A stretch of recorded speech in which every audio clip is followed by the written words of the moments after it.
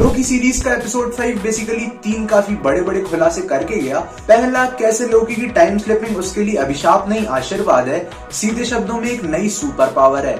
दूसरा, लोकी एक भगवान होने के बावजूद अकेले रहने से डरता है, जहां TVA को बचाने का उसका सोल मोटिव था ताकि उसे उसके दोस्तों को खोना ना पड़े। और तीसरा कि टेम्पोरल लूम के डिस्ट्रॉय होने के बाद का असर कैसे एक के बाद एक हर branch timeline, even secret timeline में भी देखा जा सकता है। एक एक करके इन तीनों टॉपिक्स पर बात की जाए तो सबसे पहले गॉड ऑफ मिस्चीफ लोकी की सबसे नई सुपर पावर पर आते हैं, जिसके बारे में मैंने एपिसोड 1 के टाइम पर ही प्रेडिक्शन कर दी थी। जस्ट सेइंग, तो वो वाली वीडियो अगर नहीं देखी है देन लिंक ऊपर फ्लैश हो रही होगी, तो उस वीडियो को भी चेकआउट जरूर करना। खैर, सिंपल शब्दों में लोकी की टाइम स्लिपिंग उसे हेल्प करती है उसकी मर्जी के मुताबिक उस इंसान के पास टेलीपोर्ट करने में जिसके बारे में वो सोच रहा है। जहां एपिसोड 5 में ये क्लियर किया गया था कि टाइम स्लिपिंग पास्ट, प्रेजेंट या फ्यूचर से रिलेटेड नहीं है, बल्कि उस इंसान से रिलेटेड है जिसके बारे में आप सोच रहे हो।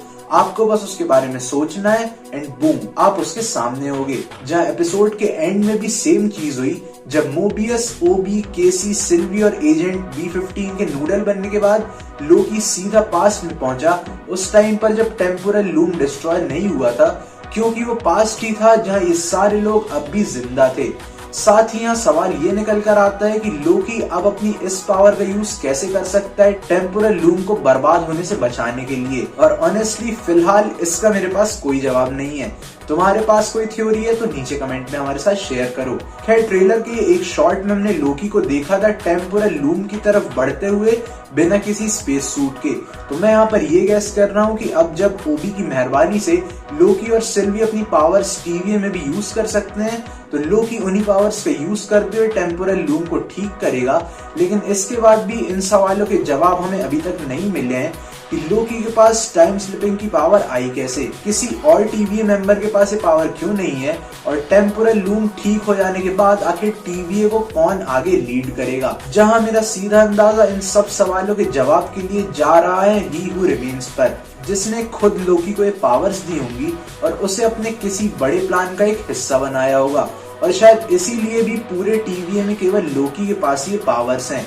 बात रही TVA को लीड करने की, तो या तो लोकी ये काम करना नजर आएगा या फिर सिल्वी, जो कि पर्सनली मेरे हिसाब से बेस्ट कंटेंडर रहेगी TVA को लीड करने के लिए। बढ़ते हैं नेक्स्ट टॉपिक पर कि लोकी कैसे एक भगवान होने के बावजूद भी अकेला नहीं रहना चाहता और सिर्फ इसीलिए उसने TVA को बचाने की ठानी। नाउ बिलीव मी, इंसान हो या भगवान, दिल सबके पास होता है। जैसे थॉर ने MCU में अपने माँ बाप, भाई, दोस्त और हथौड़े को खोया है, वैसे ही लोकी ने भी अपनी फैमिली को खोया है। भले ही ये वाला लोकी एक वेरिएंट हो, बट वो अपना फ्यूचर देख चुका है और समझ चुका है कि उसका अंत कैसा होगा। इसीलिए इस बार वो कोई चांस नहीं लेना चाहता।